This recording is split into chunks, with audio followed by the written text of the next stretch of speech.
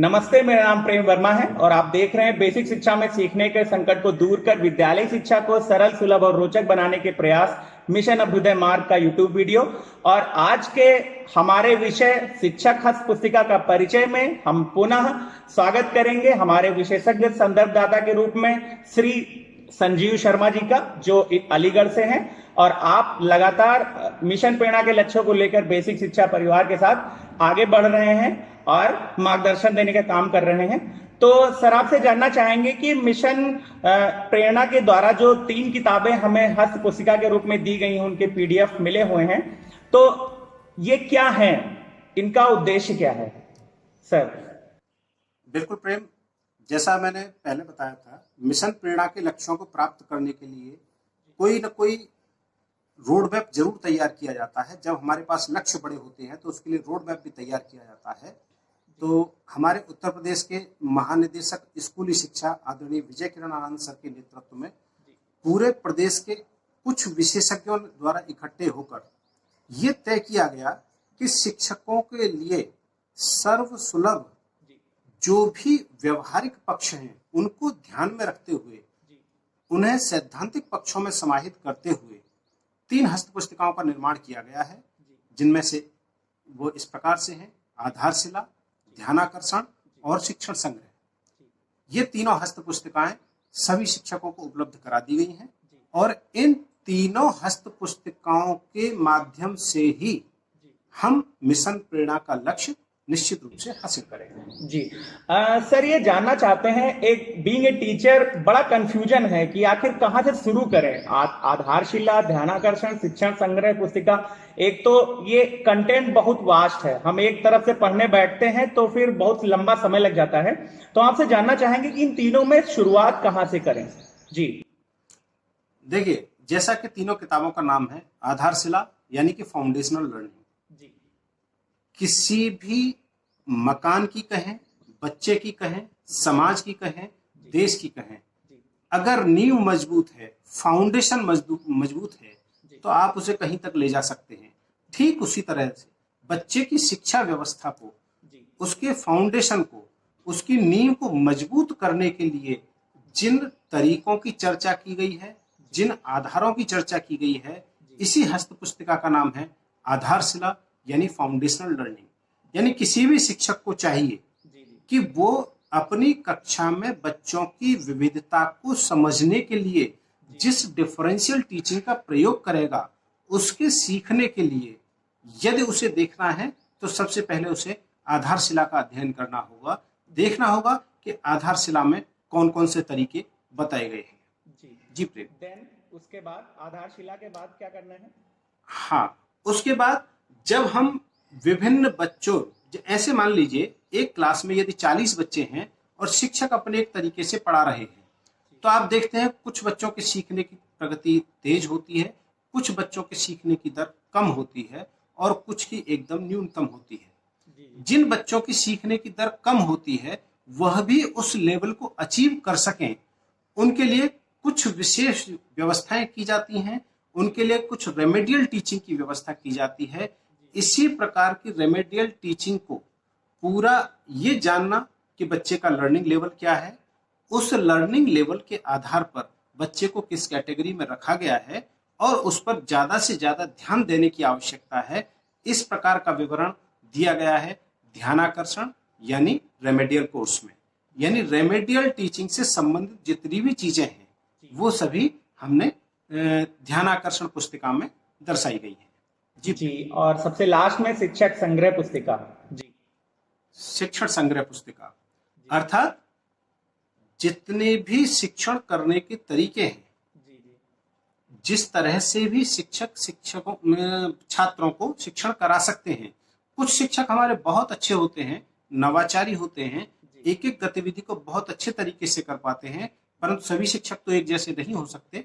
हर शिक्षक अपने आप में यूनिक होता है, लेकिन सभी बच्चों तक हमें भाषा को भी सिखाना है, गणित को भी सिखाना है, परिवेशी अध्ययन का भी ज्ञान देना है।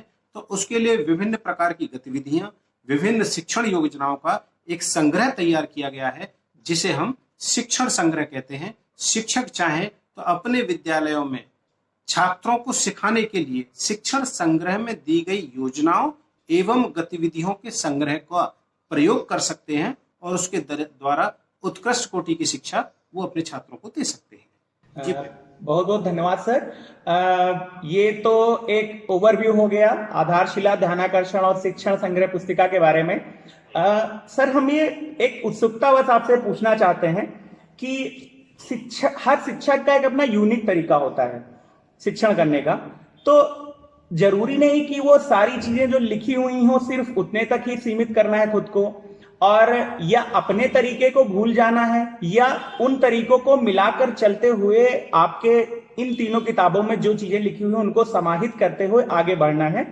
और किस तरीके से इसमें जो जानकारी लिखी है उसे हम, जैसे इसमें एक लाइन हमने ये भी पढ़ी है कि इसमें शिक्षकों के लिए अस्पष्ट बिंदुओं को ध्यान में उनको फोकस करके उन्हें समृद्ध करने का भी स्कोप है। तो किस तरीके से टीचर्स इसमें अपना योगदान दे सकते हैं और कैसे इसके कंटेंट को समृद्ध कर सकते हैं और किस प्रकार से अपने शिक्षण में हम इसे यूज करें, इसका तरीका सर हम आपसे जानना चाहेंगे। हाँ बिल्कुल प्रेम, देखिए मेरा ऐसा मानना है, teacher is a fund of knowledge. प्रत्येक शिक्षक अपने आप में एक ज्ञान का भंडार होता है और ऐसा कभी नहीं हो सकता कि शिक्षक का अनुभव, शिक्षक का तरीका उसके छात्रों के लिए उपयोगी ना हो। इन हस्त पुस्तिकाओं का उद्देश्य है कि जो शिक्षक जिस गुण से परिपूर्ण हो, जिस काम में एक्सपर्ट हो, उसके एक्सपर्टाइज को निखारते हुए उसका सदुपयोग छात्रों के लिए करना। कुछ क्षेत्र ऐसे भी हो सकते हैं, जैसे कोई शिक्षक साहित्य के क्षेत्र में, भाषा के क्षेत्र में बहुत अच्छा काम कर सकता है बनिस्पत गणित के क्षेत्र के। कुछ शिक्षक गणित के क्षेत्र में बहुत अच्छा कर सकते हैं बनिस्पत भाषा के। तो दोनों ही क्षेत्रों में बराबर तरीके से वो समृद्ध होते रहें, अपने तरीकों को आगे बढ़ाते रहें, शिक्षण संग्रह से चीजों को सीखते हुए उस प्रकार की गतिविधियों का समावेश करते हुए आगे बढ़ते रहें। इसीलिए कहा गया है कि शिक्षकों के ज्ञान को समृद्ध करने के लिए इन तीनों हस्त पुस्तिकाओं का निर्माण किया गया है। शिक्षकों में जो भी योग्यताएं हैं उनको निखारने का काम इन हस्त पुस्तिकाओं के द्वारा किया जाने वाला है। दूसरे शब्दों में मैं कहूं कि जैसे कि छात्रों को खेलना बहुत अच्छा लगता है, तो निश्चित रूप से हम प्रयास ये कर रहे हैं कि कक्षा में जब शिक्षण हो तो क्या खेल विधि को इस्तेमाल नहीं किया जा सकता? अर्थात खेल तो नहीं, क्या खेल के नियमों से शिक्षण नहीं कराया जा सकता? जो शिक्षक ग्राउंड पे जाकर बच्चों को इतना अच्छा खेल करा सकते हैं, वही शिक्षक उन्हीं खेल के नियमों से कक्षा में आकर बहुत अच्छा शिक्षण भी करा सकते हैं। बस यही तो है इन तीनों हस्त पुस्तिकाओं में। जी जी जी, बहुत बहुत धन्यवाद सर। आपने अब मुझे ऐसा लगता है कि आपके जवाब जानने के बाद ज्यादातर शिक्षक जो एक स्पष्टता का अभाव था हम सबके मन में, एक बहुत बड़ा एक लग रहा था कि एक कौन सी ऐसी चीज है जो आ गई हमारे बीच, लेकिन ये बहुत ही एक सराहनीय कदम है बेसिक शिक्षा विभाग का, और ये निश्चित तौर पर हम सब के शैक्षिक ज्ञान और शैक्षिक जो हमारा तरीका है, हमारा शिक्षण का माध्यम है, हमारा परिवेश है, उसको ये समृद्ध करने का काम करेगा। और बहुत बहुत धन्यवाद। एक बार फिर आपसे मिलेंगे इसके अगले स्टेप जिसमें हम आपसे बात करेंगे आधारशिला हस्त पुस्तिका के बारे में और उसके पहले भाग पर।